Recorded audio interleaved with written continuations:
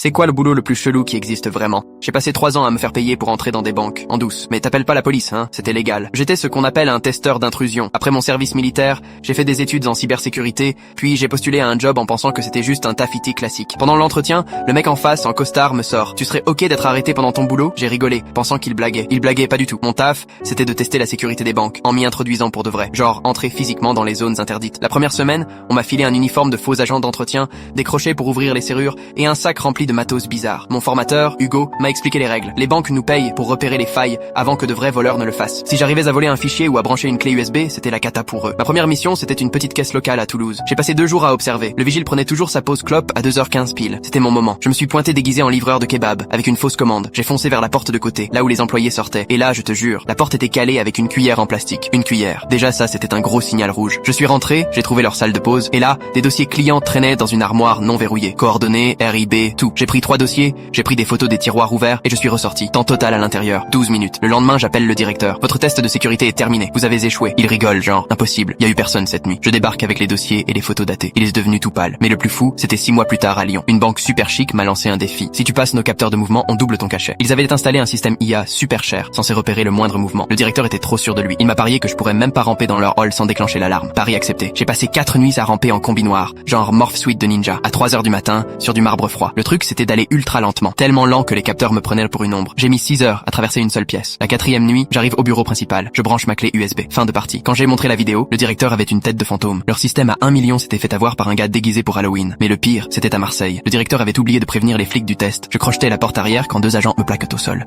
Ils crient que je suis un cambrioleur, et moi j'essaie d'expliquer que je suis censé être là. Il a fallu 3 heures et une douzaine d'appels pour régler le truc. Les flics croyaient que j'inventais l'excuse la plus nulle du monde. Une autre fois, on m'a demandé de tester la sécurité. Au téléphone.